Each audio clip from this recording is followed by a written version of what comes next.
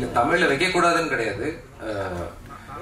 அந்த படத்தோட டைட்டில் கதையோடய சேர்ந்து வந்த ஒரு விஷயம். So over a journey of 2 இயர்ஸில் வந்துட்டு ஒரு விஷயம் கூடவே ஒட்டிக்கிச்சு பர்த் மார்க் மாதிரியே.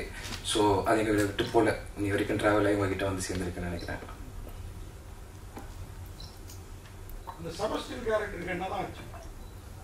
அது உங்களோட பெர்ஸ்பெக்டிவ். அதனால தான் அதுக்குன்ற ஒரு விஷயம் கொடுக்காம லைக் வியூவர்ஸோட பெர்ஸ்பெக்டிவ்ல இருக்கணும்னு சொல்லி வச்சிருக்கு. ஒரு மிலிட்டரி மேன்ன்றவங்க கரெக்டாக காலையில் ஜென்யூனாக டைம் கீப் பண்ணுறவங்க, நீங்கள் படத்தில் வந்து அவரையே வந்து வேற மாதிரி சொல்கிறீங்க. மிலிட்டரியை வந்து தப்பாக காட்டுற மாதிரி இருக்குது ராணுவ அதிகாரியை. ஏன்னா சரக்கடிச்சா மறந்துடுவான், அவன் வந்து சந்தேகப்படுவான் அப்படின்ற மாதிரிலாம். எத்தனை பேர் இந்த மாதிரி மேரேஜ் பண்ணிட்டு வாருக்கு போயிட்டு திரும்ப வந்திருக்காங்க. சொல்ல வரீங்க அவங்க எல்லாமே இப்படிதான் இருப்பாங்க ராணுவக்காரன்றீங்களா? ஸோ நல்லா பார்த்தீங்கன்னா வந்துட்டு இதோட செட்டப் வந்துட்டு 1999 இந்த கார்கில் வார் பீரியட் நடந்திருக்கு. இது போஸ்ட் வார் ட்ராமான்னுவாங்க. அதாவது ஒரு வாரை சந்திச்ச ஒரு மனுஷனோட மனநிலை அந்த மாதிரி இருக்கிறதுக்கு வாய்ப்புகள் இருக்கு. இதுக்கான நிறைய R&D பண்ணி தான் இதை பொசிஷன் பண்ணியிருக்கோம். யாரையும் தப்பு ரைட்டுன்னு சொல்லல. இது வந்துட்டு டேனின்ற ஒரு கேரக்டர் கோத்ரூ பண்ணாரு, அவரோட வெளிப்பாடை தான் நான் அதை பார்க்குறேன். அது கூட ஒரு வார்னு சொல்றப்பதான் நமக்கு புரியுது. அதுக்கு முன்னாடி எல்லாம் பாத்தீங்கன்னா ஹாஸ்டல் வாசிகளுக்கு தான் அவர் ஏதோ அதாவது ஹோமோ மாதிரி ஒரு ஃபீல் வந்தது. ஃபைனல்ல தான் அது புரிஞ்சுது. ஆமா, அது அவர் கோத்ரூ பண்ண ட்ராமா அது ஒரு கிளிம்ஸா தான் வந்துட்டு காமிச்சிருக்கோம். ஸோ அவரோட கன்ஃபெஷன்ல தான் உங்களுக்கு அது தெரியும் என்ன நடந்தது, அவருக்கு என்ன நடந்ததுன்றது அவரோட பெர்ஸ்பெக்டிவ் அங்கதான் தெரியும் நினைக்கிறேன். ஹிந்தியில இதே மாதிரி ஒரு மூவி வந்தது. ஆனா இந்த மாதிரி இருக்காது. அது காலேஜ் சார்ந்து, அது வந்து வேற கல்ச்சர் சார்ந்து இருக்கும். அது வந்து ஒரு வயலுக்குள்ள நடக்கிற மாதிரி இருக்கும். அந்த மாதிரி போயிட்டு கடைசியில் இவங்க வந்து சந்தேகத்துல ஜாயின் பண்ணாங்க. நீங்க ஏதாவது ரெஃபரன்ஸ் ஹிந்தியில இருந்து எடுத்தீங்களா இல்ல மூணா எழுதுனீங்களா? இல்லை, இது ரெஃபரன்ஸ் எந்த படமும் கிடையாது. இது ஒரு தாட், பர்த்திங் பற்றி பண்ணணுன்ற ஒரு தாட் அங்கேருந்து உருவான ஒரு கதை. ஸோ அது ஸ்க்ரீனில் பார்த்தா எப்படி இருக்குன்ற ஒரு ஒரு ஒரு எக்ஸ்டெண்டடான ஒரு ஃபிக்ஷன் தான் சொல்லுவேன் நான்.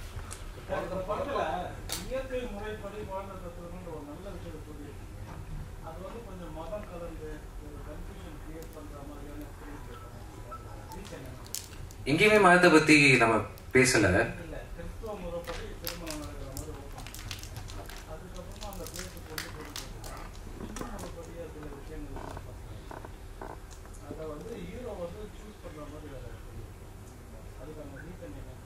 அது ஹிந்து மதப்படி இல்லை, அந்த ஊர் அந்த கிராமத்தோட ஒரு கல்ச்சர் வெளிப்படுத்தும் போது அது தெரியாதவங்க ஒருத்தங்க வந்து அங்கே நிற்கும் போது அவங்களோட வெளிப்பாடு வந்துட்டு ஃபியராக தான் இருக்கும்.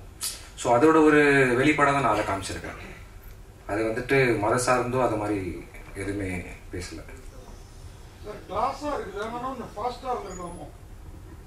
இல்லை, பிரெக்னென்ட்டான விமென் என்ன பேஸ்ல இருப்பாங்களோ அந்த பேஸ்ல தான் படத்தை செட் பண்ணோம்.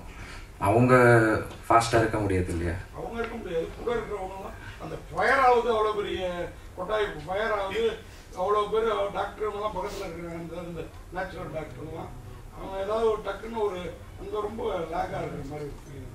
மற்றபடி எல்லாமே ஃபாஸ்ட்டாக தான் லாஸாக இருந்துச்சு. ஃபாஸ்ட்டாக அதே மாதிரி ஒருத்தன் தனக்கு பிறகுல அந்த குழந்தை அப்படின்னு சந்தேகப்படுறான். பிறகு போகிறான் தன்னால இல்லை அப்படின்ட்டு. அப்படி பண்ணா எவ்வளோ காஸ்ட்லி செலவு பண்ணி கொண்டு போய் தனியாக வச்சா பிரச்சனை பார்ப்போம். அது மனைவி மேல இருக்கு அன்புன்னு நினைக்கிறேன். அன்பு இருக்கா? அன்பு இருக்கிறதுனாலதான் இந்த போராட்டமே. நிறைய கிளாஸ் மூலம் பண்ணிட்டே வந்தீங்க. பயங்கரமா சார்பட்டா இன்னும் கூட எங்களால் மறக்க முடியல. அப்படியே திருப்பி போதா போனீங்க.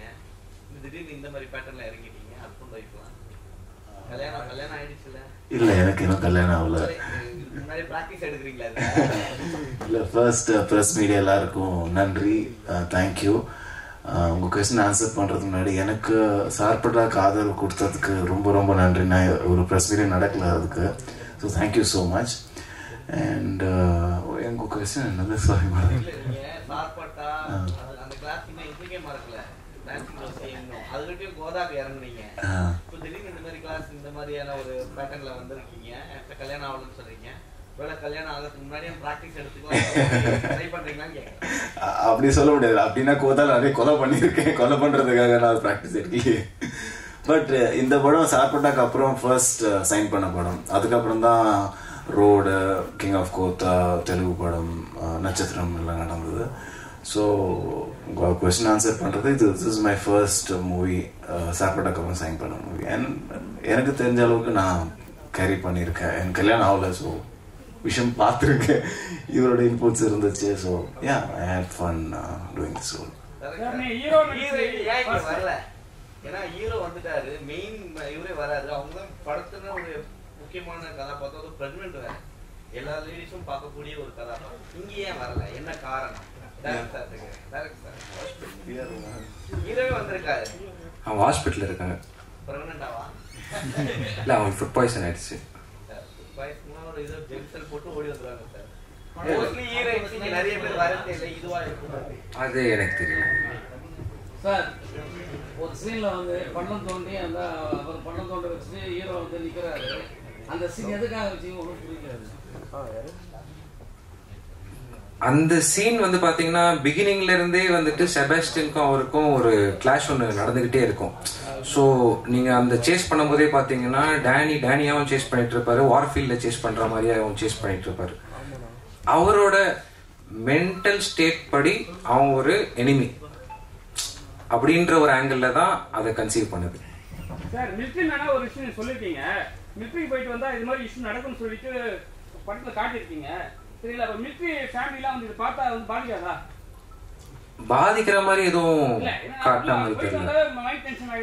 இல்லைங்க, மைண்ட் அதாவது போயிட்டு வந்தா மைண்ட் டென்ஷன் இல்லை, அது வந்துட்டு வார் ட்ராமான்னு சொல்லலாம். ஏன்னா ஒரு மனிதன் இன்னொரு மனிதனோட உயிரை எடுக்கும் போது அது வந்துட்டு ஒரு சாதாரண ஸ்டேட் ஆஃப் மைண்ட்ல அதுக்கப்புறம் மைண்ட் இருக்காது.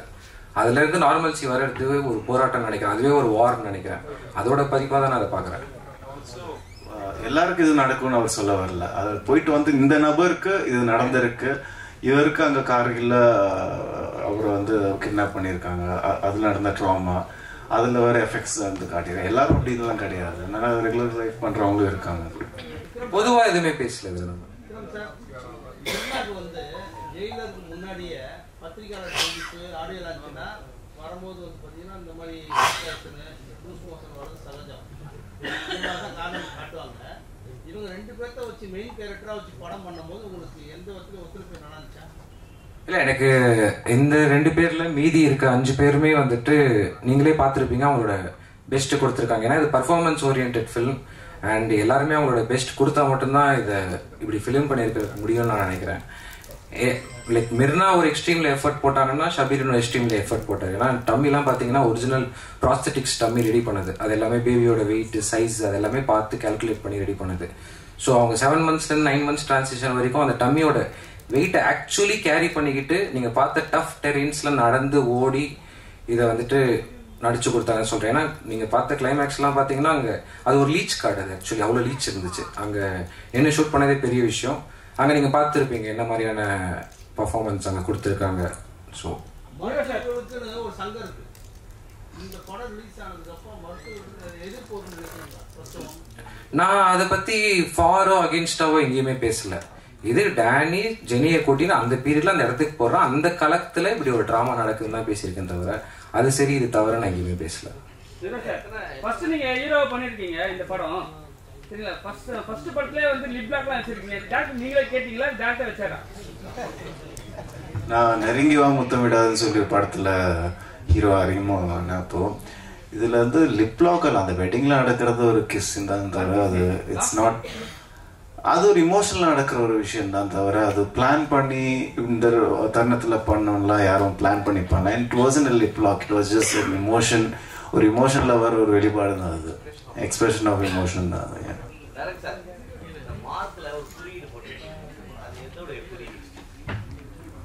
எதோட குறியீடு அது அவரோட பர்த் மார்க்கா தான் அது பார்த்தோம், அது குறியீடுலாம் எதுவும் கிடையாது. நிறைய வந்துட்டு ஓகே ஓகே இல்ல அத மாதிரி கிடையாது. நீங்க எதை சொல்றீங்கன்னு தெரியுதா? அது கிடையாது.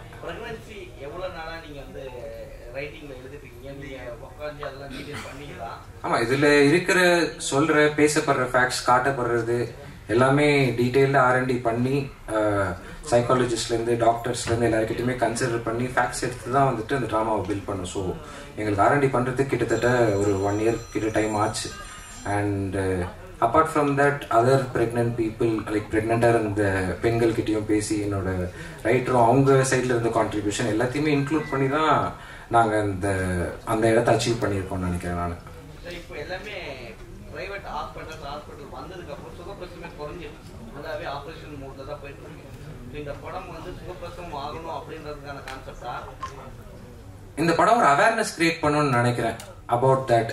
அதாவது ஒரு டாக்டர் கிட்ட போனா எனக்கு அது பிடிச்சிருக்கு, எனக்கு பிடிக்கல, இது செய்யலாம் செய்ய வேண்டாம்னு கேள்வி கண்டிப்பா கேட்கலாம்னு நினைக்கிறேன். ஸோ அதுதான் இங்கே எக்ஸ்பிரஸ் பண்ணியிருக்கோம். அது வந்துட்டு உங்களோட சாய்ஸ். அந்த சாய்ஸ் நீங்க எடுத்து அதுக்காக நீங்க ரெடியா இருக்கீங்க அதை கோ த்ரூ பண்றதுக்குன்னா அஃப்கோர்ஸ் எல்லா டாக்டருமே சப்போர்ட் பண்ணுவாங்க அதுக்கு. டைரக்டர் சார், இந்த படத்துல விஷால் சந்திரசேகரும் இந்த கேமராமேனும் இல்லைன்னா இவ்வளோ ராயலாக வந்திருக்குன்னு ஃபீல் பண்றீங்களா? இந்த படம் எல்லாரோடமே team effort. But of course Uday வந்துட்டு அவரோட பெஸ்ட் கொடுத்துருக்காரு தான் சொல்லுவேன். ஏன்னா நீங்க பார்த்துருப்பீங்க, நாங்க டிபிக்கலா ஒரு இடம் பிளாக் பண்ணி அதுக்குள்ள வந்து பர்ஃபார்ம் பண்ற மாதிரி எந்த சீனுமே எடுக்கல. நாங்க டிசைட் பண்ணும்போதே வந்துட்டு இந்த கேரக்டர்ஸ் அந்த இடத்துல இந்த டிராமாவை எக்ஸிபிட் பண்ணோம், அதை நாங்கள் கேப்சர் பண்ணோம் அப்படின்ற ஆங்கிள் தான் இதை பார்த்தோம். ஸோ எதுவுமே பிளாக் பண்ணி, ஸோ அந்த ஃப்ரீடம் கொடுக்கறதுக்கும் ஒரு டிபி நினைச்சா தான் முடியும். ஸோ எங்கேயுமே பிளாக்லாம் பண்ணி இதுக்குள்ளே தான் போகணும், இங்கே தான் நிற்கணும்லாம் அவர் எங்கேயுமே சொல்ல. நீங்கள் பண்ணுங்க, நான் கேப்சர் பண்ணுறேன்னாரு. அதனால தான் அது அதோட வெளிப்பாடாக இருக்குன்னு நினைக்கிறேன். அண்டு விஷால் சந்திரசேகர் இதுக்குன்னு தனியாக நிறைய ஒர்க் பண்ணார், ஒரு லாங் டைம் எடுத்துக்கிட்டாரு. இதுக்கு ஒரு சவுண்ட் ஸ்கேப் ஒன்று ரெடி பண்ணார். அதுக்கு மேலே தான் வந்துட்டு ஆர்ஆர் பண்ண ஆரம்பிச்சாரு. அதனால டோட்டலாகவே இது வரைக்கும் வந்த விஷால்ல இருந்து இது கொஞ்சம் வேறுபட்டு தெரியும்னு நினைக்கிறேன். படத்துல அவங்க ஹீரோட அப்பா அம்மா மட்டும் பிரியிற மாதிரி காட்டுவாங்க, அது கொஞ்சம் ஃபுல் ஃப்ளெஜ்ஜா காட்டுற மாதிரி தெரியுது. ஒரு விஷயத்த சொல்ல வர்றீங்க, ஆனா என்ன சொல்றீங்க புரியலையே. அதான் டிபிக்கலா சொல்ல வேணாம், அது அவனோட மைண்ட் இமேஜ். யூஸ்வலாவே நம்ம ஃபிளாஷ்பேக் போறோம் அப்படின்னா க்ளோஸ்அப் போயிட்டு டக்குன்னு ஃபிளாஷ்பேக் ஃபுல்லா டயலாகோட பாட்டோட சொல்லுவாங்க. அப்படி சொல்ல வேணாம், அவனோட மைண்ட் இமேஜஸா ரெஜிஸ்டர் பண்ணும், அதுல கதை சொல்லணும்ன்றதுதான். ஸோ அவங்க அப்பா அம்மா பிரிஞ்சு போனாங்க, அந்த பையன் தவிச்சான்ற ஒரு தவிப்பு இருக்கு பாத்தீங்களா, அது சேர்ந்தா போறன்றதான் இன்டென்ஷன்.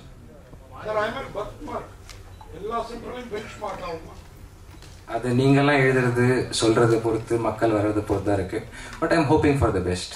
அதே மாதிரி இவங்க வந்து அவங்களுக்கு இந்த இதெல்லாம் பண்றப்போ ஏன் அவங்க கில்ட்டியா ஃபீல் பண்றாங்க? லேடி தானே ரெண்டு பேரும், அந்த மாதிரி பிரச்சனை. அது அவங்க அதான் இப்போ ஒருத்தங்க எங்க இருந்து வராங்களோ அவங்களோட எக்ஸ்பிரஷனை தான் அது பாக்குறேன். அவர் கேட்ட மாதிரி அவங்க வந்துட்டு ஒரு கிறிஸ்டியானிட்டி பேக்ட்ராப்ல இருந்து வராங்க, ஒரு ஹிந்து ட்ரெடிஷன் அவங்களுக்கு எப்படி தெரியுதோ அந்த மாதிரி அவங்களுக்கு அதோட அவேர்னஸ் பெருசா இல்லாம இருக்கலாம். அதனால ஒரு டிரான்ஸ்ஃபார்மரா டச் பண்ணும்போது அவங்களுக்கு கொஞ்சம் நெருடலா படுது. அதுக்கப்புறமா டேனி சொன்னதுக்கு அப்புறம் அவங்களோடய அவங்க க்ளோஸா இருக்காங்களே, அதையும் காமிச்சிருக்கோம் நம்ம. தேங்க்யூ.